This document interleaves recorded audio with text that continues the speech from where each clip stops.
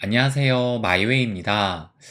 제가 어제 이 영상을 찍었을 때보다 이 비트코인이 더 큰 상승이 나왔습니다.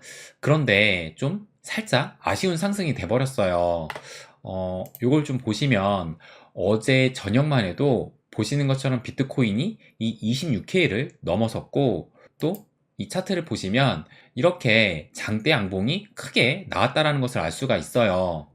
그래서 제가 뭐라고 말씀을 드렸냐면 이 비트코인 하락장의 최고점이었던 25.2K를 이번에는 너무나도 쉽게 부수고 올라갔다라고 말씀을 드리면서 제가 한창 이 25.2K를 뚫지 못하고 있을 때 영상에서도 말씀드렸지만 이 진정한 크립토 윈터를 벗어나려면 이 25.2K를 뚫고 가야 된다라고 말씀을 드렸어요.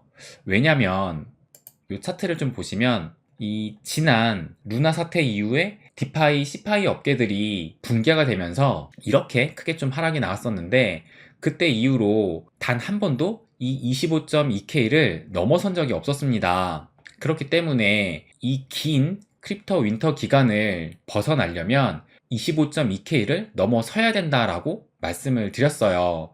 그런데 어제 이렇게 26K까지 올라서면서 진짜 이 크립토 윈터를 끝내는 것이 아닌가 라는 생각이 들었는데 좀 아쉽게도 다시 좀 보시면 이 25.2K를 다시 좀 빠지면서 현재는 24.7K 정도를 보이고 있습니다.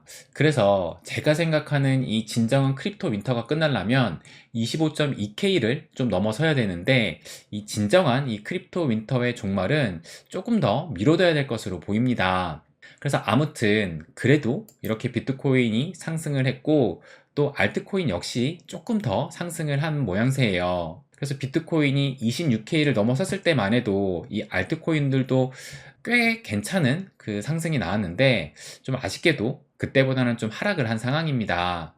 그럼 이 미 증시도 좀 보시면 미 증시 역시 어제는 이렇게 좀 대부분의 종목들이 좀 상승이 나와줬고 요 뉴욕 3대 지수도 보면 보시는 것처럼 다우존스가 1%, S&P 500이 1.6%, 나스닥 같은 경우는 2%가 넘는 이런 상승을 보여줬는데 그런데 이 나스닥의 움직임을 보시면 보시는 것처럼 이 나스닥이 장 초반에는 점점 이렇게 상승을 해서 2%가 넘는 상승을 보이다가 보시면 1시를 지나서 2시, 3시가 지나면서 이렇게 좀 하락이 나오다가 장 막판으로 갈수록 다시 이렇게 상승을 해서 2% 정도의 상승을 보인 겁니다. 그런데 이 나스닥의 흐름과 보시면 이 비트코인 흐름도 보시는 것처럼 이런 상승을 보이다가 대략적으로 거의 한 2시 이후로 나스닥이 빠질 무렵에 이렇게 좀 같이 빠졌다라는 것을 알 수 있고 그래도 나스닥은 어느 정도 다시 올라섰는데 이 비트코인은 그 이후로 좀 크게 반등은 하지 못하고 현재는 24.7K 정도를 보여주고 있는 상황이에요. 그렇다면 어제 그래도 이런 큰 상승이 나왔는데 어제 이런 상승의 원인이 무엇이냐라고 보시면 지금 이 상승했던 시간이 9시 반인 것을 봤을 때 이 시간이 어제 이 CPI가 발표된 그 시간이었기 때문에 어제 이런 상승의 소재는 이 CPI 발표였다라고 생각을 할 수 있을 것 같습니다. 그래서 제가 어제 이 CPI 발표가 예측치 정도만 나와준다 하더라도 이 연준한테는 금리 조정에 대한 명분을 실어준다라고 말씀을 드렸어요. 그래서 어제 발표된 것을 보면 정말 그냥 딱 예상한 대로 그 실제 발표치가 나왔다라는 것을 알 수가 있습니다. 그래서 예측치 정도만 나왔다 하더라도 이전보다는 전부 다 좀 낮게 나온 수치이기 때문에 또 요걸 보시면 이 CPI가 2021년 9월 이래로 최저로 나온 것이고 그래서 CPI가 6%가 나오면서 인플레 둔화에 안도랠리가 나왔다라는 이런 기사가 나왔습니다. 그런데 이 CPI가 6%가 나오면서 인플레가 둔화되기는 했지만 이걸 또 보시면 이 인플레 둔화에도 근원 물가는 상승폭을 확대했다라고 해서 전체 소비자 물가는 1년 반 만에 최소폭으로 상승을 했지만 높은 근원 CPI 때문에 연준이 고심할 듯 해가지고 이렇게 또 평가를 하고 있어요. 그렇다면 또 현재 시점에 이 금리 예상을 어떻게 하는지 또 살펴보면 보시는 것처럼 어제만 해도 이 금리 동결이 35%고 25bp의 금리 인상을 65%로 예상을 했는데 어제 이 CPI가 발표나고 나서 지금은 보시는 것처럼 25bp의 금리 인상을 81%나 예상을 하고 있고, 금리 동결은 18%로 어제보다는 그 가능성이 좀 더 떨어진 상황입니다. 그래서 시장은 현재 이 25bp의 금리 인상을 예상을 하고 있는데, 그렇다 보니 이 파월은 지금 이 금리를 두고 기로에 서 있다라고 하면서 아마 이 파월도 진짜 이 25bp 인상을 해야 될지 아니면 이 금리 동결로 가야 될지 좀 고심을 하고 있을 거라고 생각이 듭니다. 또 특히 이번 이 실리콘밸리 은행 사태가 높은 금리로 인해서 채권 가격이 하락을 하게 되고, 그에 따라서 이 자산 가치가 훼손되면서 이 사태가 터진 것이라서 제가 생각하기에는 금리 동결의 가능성도 꽤 크다고 봐요. 그리고 지금 이 금리 결정이 3월 22일이고 우리나라 시간으로 하게 되면 3월 23일 새벽 3시인데, 그렇다면 지금 오늘이 3월 15일이니까 딱 일주일이 남은 겁니다. 그런데 또 앞으로의 일주일간 무슨 일이 일어날지 몰라요. 지금 이 실리콘밸리 은행이 파산을 하고 그에 따라서 또 다른 은행이 파산한다 그러고 뭐 제2의 금융위기가 온다 그런 얘기가 나오면서, 그거에 따라서 금리 예상이 하루가 다르게 이 급변하고 있는 이 모든 일들이 지금 일주일도 안 걸렸습니다. 여기 보시는 것처럼 3월 9일에 이 실리콘밸리 은행 악재가 처음 터진 것이기 때문에 아직 일주일도 안 지났던 거예요. 그런데 그 이후로 정말 많은 일들이 있었습니다. 그래서 앞으로 남은 이 일주일 동안에도 결국 또 제2의 파산하는 은행이 나온다거나 아니면 또 다른 기업들이 휘청거린다는 소식이 들려오면서 또 일주일 안에 무슨 일이 생길지 몰라요. 그래서 지금 뭐 이렇게 금리 인상을 25bp 인상으로 예상을 또 하고 있지만, 남은 일주일 동안에 또 어떤 일이 터지냐에 따라서 이것은 언제든지 또 뒤바뀔 수 있다라고 생각을 합니다. 그래서 아무튼 제가 어제 이 썸네일에도 말씀을 드렸지만, 이제는 진짜 이 하이리스크 하이리턴 시장이 됐다라고 생각이 들어요. 지금 뭐 은행들이 무너지고 있고 또 앞으로 금융위기가 온다 만다 뭐 이런 얘기들이 나오고 있는 와중에 이 비트코인이 이런 상승을 보인다라는 것은 정말 이 하이리스크 하이리턴 시장을 이 문자 그대로 보여주고 있다라는 생각이 듭니다. 그렇다면 앞으로 이 비트코인은 또 어떻게 될까, 그것도 한번 좀 말씀을 드리면 이것을 좀 먼저 보여드릴게요.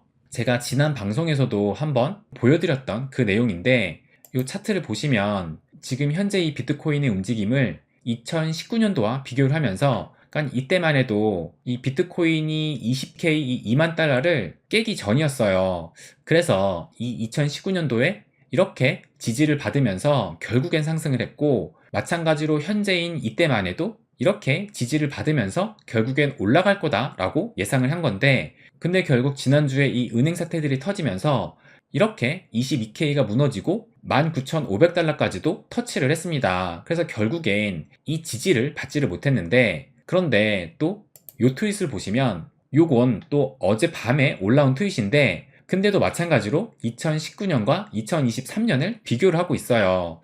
그래서 요 차트를 또 한번 보면 보시는 것처럼 현재 2023년에는 이 지지가 무너졌기 때문에 더 이상의 이 지지선으로 판단을 하지 않고, 보시면 2019년도에 이렇게 고점을 점점 높여가다가 이런 상승이 나왔고, 마찬가지로 지금도 이 2019년과 비교했을 때 이 두 번의 큰 하락과 세 번의 이 고점 터치 후 상승을 했기 때문에, 이번에도 마찬가지로 두 번의 큰 하락, 그 다음에 한 번, 두 번, 지금 현재까지 세 번 이렇게 올라왔기 때문에 여기서 좀 더 횡보를 한 다음에 이렇게 올라갈 것이다 라고 이런 분석을 또 내놨습니다. 그러니까 어쨌든 이 2019년도하고 비교를 하면서 결국 상승을 할 것이다 라고 보고 있는 거예요. 뭐 그렇다고 이때 이렇게 됐다고 해가지고 또 반드시 그렇게 되는 것은 아니니까 그냥 하나의 의견으로만 참고를 하면서 이렇게 과연 될지 안 될지만 좀 지켜보면 될 것 같습니다.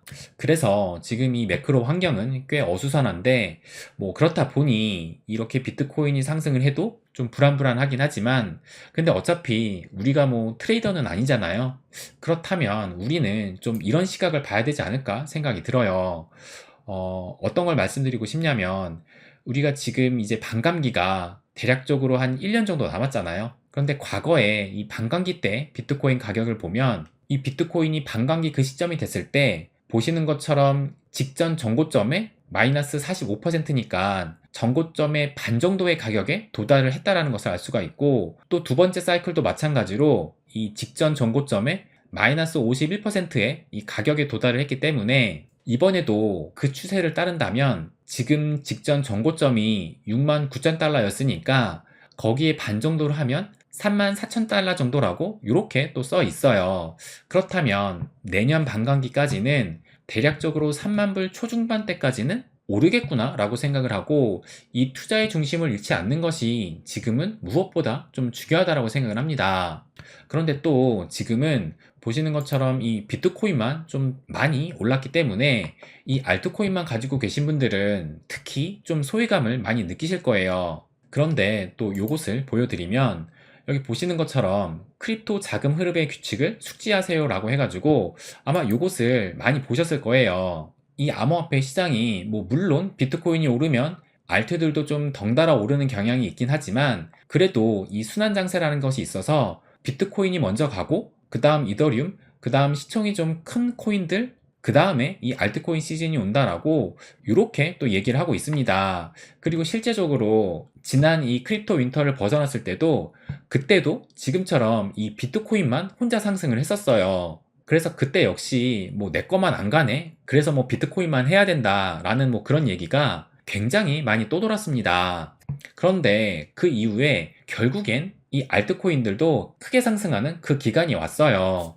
그래서 지금 뭐 너무 이 비트코인만 상승을 한다고 조급해하기보다는 지금 이렇게 이 비트코인이 올라왔다라는 것은 암호화폐 시장이 잘 돌아가고 있다라는 하나의 방증이라고 생각을 합니다. 그렇다면 내가 이 무지성이 아닌 가치를 보고 선택만 잘 했다면 그 기다림 뒤에는 이 알트코인에게도 분명히 그 기회는 온다라고 생각을 합니다.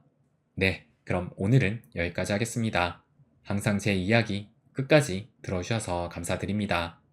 부자가 되는 길, My Way.